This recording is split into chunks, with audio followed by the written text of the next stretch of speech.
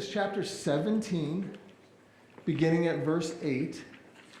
We're going to read through 8 through 16. The Amalekites came and attacked the Israelites at Rephidim. Moses said to Joshua, "Choose some of our men and go out to fight the Amalekites. Tomorrow I will stand on top of the hill with the staff of God in my hands." So Joshua fought the Amalekites as Moses had ordered, and Moses, Aaron, and Hur went to the top of the hill. As long as Moses held up his hands, the Israelites were winning. But whenever he lowered his hands, the Amalekites were winning. When Moses' hands grew tired, they took a stone and put it under him, and he sat on it. Aaron and Hur held his hands up, one on one side and one on the other, so that his hands remained steady till sunset. So Joshua overcame the Amalekites' army with the sword. Then the Lord said to Moses, "Write this on a scroll as something to be remembered, and make sure that Joshua hears it, because I will completely blot out the memory of the Amalekites from under heaven." Moses built an altar and called it, "The Lord is my banner." He said, "For hands were lifted up to the throne of the Lord. The Lord will be at war against the Amalekites from generation to generation." So, I need you guys to do something. Would you all stand? This is a test. Raise your hands. Raise your hands. High. Okay. Everyone. Okay. All right. Is everyone? Okay. Yeah, good job. Good job. Even in the back there. Yeah. All right. All right. I just want to know how long we can do this. I'm gonna keep. We're gonna do it for at least 1 minute. All right. I see that there's a hand, the second hand. All right. So this is just an exercise to help us understand, Moses, what he did. Okay. Yeah, holding his arms up. So while we hold our arms up, what? We're winning, right? Yeah, we're winning. Okay? So what if you did this? Practice this. You're in a battle, right? And right now we're winning. So when you have your hands raised, what does your head tend to do? Kind of go up, right? And you think about God, and you think about all that He's doing, and you think, this is amazing. And He's up in a high place, so He's looking out, and He's seeing how the battle is going, and it's going in their favor. Okay? But how many of you about right now are going, "Oh man. And you start to take the focus off of the Lord, and you start to put it on your arms. And it's like, I don't know how long I can do this. Right? Daryl already quit. Oh, Daryl? Yeah. I'm getting weak. And so you go down. So when your arms are down, all of a sudden now the battle, they're losing. Oh man, what do I got to do? I got to put them. Oh man, could you imagine standing there all day long with your arms in the air? Yes. All right, you can be seated. So now, in doing that little exercise, you have some sympathy for Moses. Because you read the story, you go, "What a wimp." Come on, who can't hold our hands in the air, right? Well, not for 8 hours or 10 hours or 12 hours. Not sure quite how long that was. So we're gonna start. We're gonna talk through this little story. We're gonna start with the idea of the Amalekites. They attacked the Israelites. Now the Israelites had just left. I didn't research how many days, but they had just left Egypt, and they were in the wilderness, and they had just complained about not having water. And God had told Moses to strike the rock, and the water came out of the rock, and they had, and God just done this miracle for them. But they had just been quarreling and fighting, and then complaining. Well, like, why, Moses, you bring us in the desert just to die of thirst? We could have died in Egypt. Good Christian attitude, right? And so But now all of a sudden, and remember they're in the wilderness, so they were led by day by a cloud, a pillar of cloud, and night by a pillar of fire. All right? And so they're wandering around the wilderness, and God is taking care of them, and they're going through different trials and tribulations, different things. And now, out of the blue, the Amalekites decide to attack them. And if you're going to attack somebody, where would you attack them? From the right by the power, right by the cloud of where God is? No, you're going to go the rear. Good job. The rear. Okay, well, let's just think about this whole thing. I think it'll help us understand a little bit spiritually, and then maybe we'll see a need here. Part of the deal is, okay, you have this group of, we don't know exactly, it was 1 million people, maybe more. Okay, that's a big group of people, all right, to do anything, right? And so, and they were wandering through the wilderness. They were supposed to go from Egypt to the Promised Land, which was not long of a journey, but they've been into this days now. And so you have I just pictured this, you have the people who are up front, and these would probably be the early risers, like, okay, the cloud's starting to move, we're going to go too. And, and I don't know what time God does this, like, what time is it, he moved, because he made us all, so he knows that some of us are not early risers. Some of us are. Some of us were up before dawn going, okay, as soon as that cloud starts moving, is it moving yet? Is it moving? We're packed, we're ready, let's go, And they're just ready. They're just right hanging around the cloud, just waiting for it to go so they can go. Okay? And then and there's probably the front of the pack. They're probably healthier, stronger, more excited about getting to where they're supposed to be going, And then you have the middle of the pack, okay? And these people, in my mind, are probably the people who maybe have kids, and they're like, oh, don't move yet, because, man, I'm still got, child number 4 to get ready, and, and then I got to get ready, and, you know what I mean? We got a lot to do, we got up early, but we're still not ready, don't leave us yet. They're not right up there, they're kind of in the middle of the pack. They're probably tired already, because they've been on the road, haven't been sleeping well, sand probably isn't the best thing to sleep on. The middle of the pack kind of people, I don't know, maybe they have elderly parents to take care of or other things. I mean, there's things that keep you really busy, even though you're just on vacation, right? Because they were kind of just traveling. It was more like a camping trip. But you had the middle of the pack. And then you had the rear. Okay? Now, these are the people that don't get up until like 4 in the afternoon. Right? It's like, what? We got to get up? And they like to stay up, but they don't like to get up, And if that's you, great. I'm not making fun. I'm just saying probably they would be in the rear because they would be the last to arrive, and everybody else would have their tents down already. And so they would be making their tents, trying not to wake the rest of the people up, out toward the rear.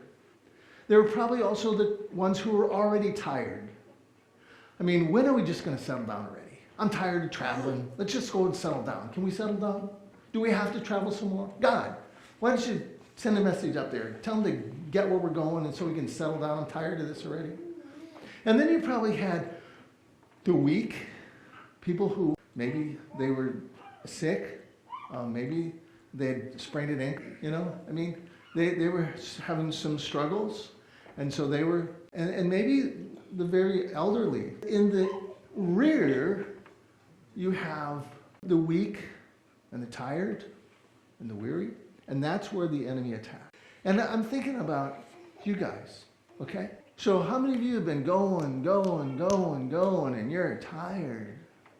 And sometimes, because of illness, you're weak. And the enemy comes in, and what is he going to do? He's going to attack us when we're at a lower point. He doesn't wait for us to be closest to the Lord, right around the cloud, the pillar of fire, or the pillar of the cloud. He doesn't usually attack when we're really in God's presence. and we're just feeling his power and sensing the excitement about being near to God. He doesn't really attack us that point, although he could if he wanted to. He usually waits until we're kind of at the rear. Whatever happens in the rear in your life, that's when the enemy wants to come and get you. He wants to come and poke at you. He wants to come and defeat you spiritually. Any church, okay, we always have to be sensitive to who might be in the rear. What's happening with our fellow brothers and sisters in Christ? What's going on in life? Do we care about them? Maybe they're sick. Maybe they're tired. Maybe they're just overwhelmed with things that are going on. And they would say, man, are we done yet? Can we just have a break? And I know some of you have gone through it. Some people, they just seem to always catch a bad break rather than a good break. Okay? It happens in life. Where are you? Where are the people around you? Okay? The enemy is going to come and attack at the rear. And if he can just splinter off a few here and a few there and, destroy their faith, and then eventually he will conquer the whole group. And so we have to be aware. So the next thing that happens is that Moses gives a command. Okay, hey, news comes to him. Someone comes running. Hey, the Amalekites are coming. They're attacking. They're going to attack us in the rear. We got to do something.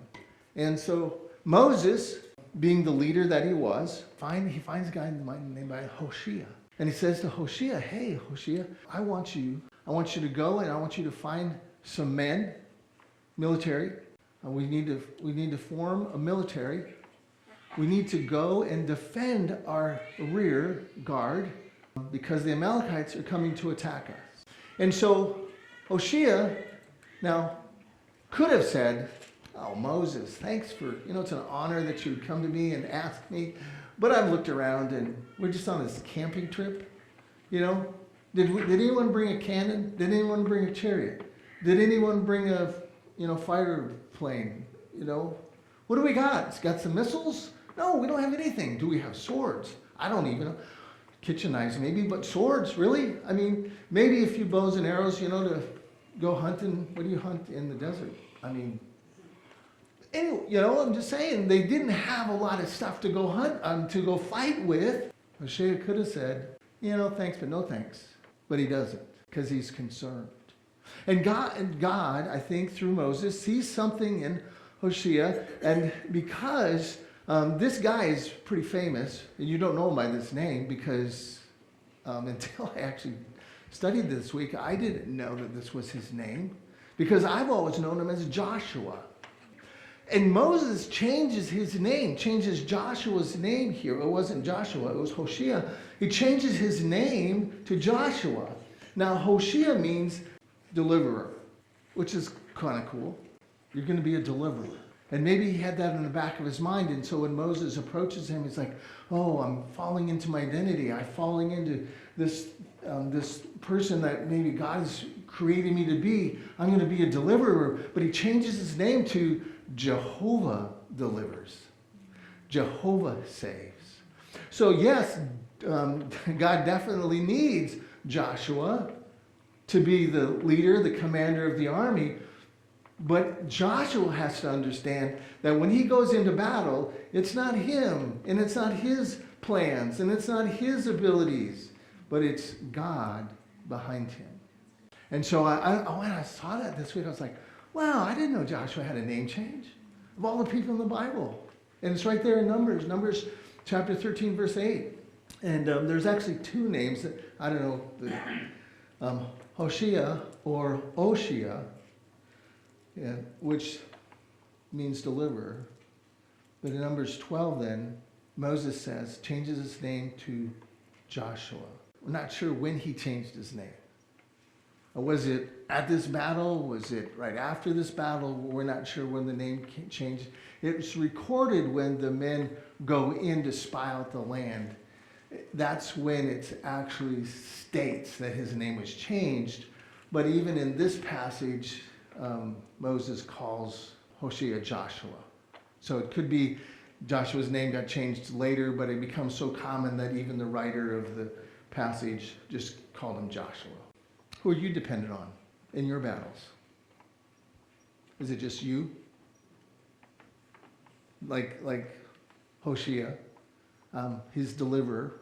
Okay, you want me to deliver? I'll go deliver. You want me to go fight? I'll go fight. Yeah. Oh, well, wait a minute. Maybe we should seek the Lord and make sure we include the Lord in our battle if we want victory. There's a lot of things we can do in our own strength, but there's a lot of things we can't. And so we need to trust the Lord, and we need to depend on the Lord, and we need to make sure that he's our focus. The next thing that happens is Moses takes up his position. Notice that he doesn't go into the basement. He doesn't go into a bunker. He doesn't go in hiding. No, what he does was he gives the command to Joshua, go find an army, go find some weapons, let's put this together. It would have been so interesting to see what they come back with, right? Been so interesting to see what kind of ragtag army he had. No training, just this, we're going to go, okay, fight these guys, this army. And then Moses goes up to a high position. He goes up on this hill so he can see what's going on. And it says here, and I think it's important to note, that he said he takes the staff of the Lord. Now it's a stick. And this staff of the Lord, this stick, has been with Moses ever since Egypt. It's the one that he threw down in front of Pharaoh and it turned into a snake. First time that God told him to do that and it turned into a snake. Moses got creeped out. It's like, I don't like snakes. I don't know, you can have it. Yes, I don't need that stick anymore. And then God says to Moses, no, go pick it up by the tail. And as soon as he did, it turned into a stick again. And so he did that little trick in front of Pharaoh. It didn't really impress Pharaoh that much. Pharaoh had a hard heart. And isn't it amazing when God does something for people? Sometimes they just big deal, depending on our hearts, right? Sometimes God can do things for us and we're just like, wow, God, if you can do that, you can do anything. And then sometimes God does things for us and it's like, that's not such a big deal. Where does your help come from? Moses was in a position, he got himself in a position where he could see what was going on, and he needed to see what was going on because he had that staff in his hand, and that staff represented God's presence in his life, and that staff represented was also a reminder of all the miracles that God had done through Moses in the past. And so this battle was no different. He needed God's power to deliver them. And so when he raises up that staff, he's saying, God is the one who will give us victory. Now, you already raised your hands up, right? And I wondered how he did it. So it said that he raised both of them up, okay? So did he hold the staff in his hands like this, the staff across, and like that? Or just hold it in one hand? Because then I could understand one hand would get really tired, so then you just need somebody on this side to hold him up. But anyway, however he did it, he held that staff in the air for hours. But it was a reminder that God is doing this for us. And so he had the view. He could see what was going on, and that's really good because in life, we need to be aware what's going around us, even spiritually. Sometimes we can get so busy that we lose the spiritual insight or lose this position of looking at things around us spiritually. What's going on spiritually in our lives? We need to know. Because in this case, when Moses had his hands up in worship and praise and saying, God, you're going to give us victory, they were getting victory. But when his arms fell because he was tired and, then they were not getting victory. And it's a sign that we need to continue to praise the Lord and trust the Lord at all times for victory. But here's the deal. Even leaders, young, old, experienced, inexperienced, their arms are going to get tired. And Moses did a wise thing that day. He took two people with him. He took Aaron and Hur. No, when he probably went up there, he goes, I don't know if I need you guys. I don't know. Probably Moses didn't think that way, or maybe he said, come on with me. He didn't know what he would need them for. But come on and watch with me. Come on and be with me and see what's going on. It was a good thing he did, because in the end, he needed those people. And in life, we have to kind of look around in everyday life and invite people with us, because we're going to need people. We may not know it at the beginning of a situation or beginning of a trial or beginning of a battle. We might not know it, but somewhere along the way, we're going to need those people. And we have to be humble enough to ask for help, to recognize that we alone are not going to win the battle. Yeah, we got God on our side. We got God helping us. But even in that, we're going to get tired and worry. But we need someone to lift us up, to help us out. What's going on is, at this point, Moses has been standing there maybe an hour, maybe 2 hours, who knows. And his arms going down a little bit, and they start losing, and his arms go back up. And pretty soon that Aaron and Hur just decide, this guy can't do this, and if we don't do something, we're going to lose this. We're going to lose this battle. So they go find a rock for him to sit on, which is good. And I also kind of, when I think about this in my mind, my first question is, well, how tall was Moses anyway? I mean, why couldn't they just stand beside him and help hold his arms up, right? But it makes sense. Get him to sit down. That way you don't have to hold your hands up and get your hands tired. You can kind of just hold his arms up from this level, and it's a lot more comfortable, and you got a lot more strength, and you're not going to wear out nearly as quickly, right? So they sit him down, and then they hold his arms up. They steady him, his hands. Talks about the steadying of the hands, which is so important, because the steadying of the hands in this passage of Scripture talks about faithfulness. In no matter what assignment we are given, we want to be faithful. We want to start well, we want to finish well, and in the between, we want to do well. And it talks about faithfulness, talks about a steady hand. And when Moses was doing on his own, he could not at some point keep his hands steady. They slid down. And he needed someone to hold up his arms. The enemy attacks us even when we're tired. And sometimes when we're tired and somebody comes along and corrects. So Moses' arms are tired, right? And one of the guys, Aaron or Hur, says, hey, I got an idea. Now, they had to tell Moses their idea, right? And Moses could have got defensive. Moses could have said, what do you think, I'm a wimp? Now he's 80-something, right? What do you think, I'm a wimp? No, I'm as young as you. I'm as strong as you. I can hold up my arms. Well, it's not working, Moses. I mean, it could have felt like a rebuke. It could have felt like, they were coming after him, like, well, we could do a better job. If you'd give us the staff, we could do it better. No, and they weren't saying that. So in this point, if we're not careful as someone comes to help us, it can look like discipline or rebuke. And the enemy would love to use that to upset the situation. And so we have to be careful. And it tells us in the Scripture, in Hebrews chapter 12, verse 11, it says, no discipline seems pleasant at the time, but painful later on. However, it produces a harvest of righteousness and peace for those who have been trained by it. And it says, therefore, strengthen your feeble arms and your weak knees. Make level paths for your feet, so that the lame may not be disabled, but rather healed. Moses was played out and needed a change in strategy.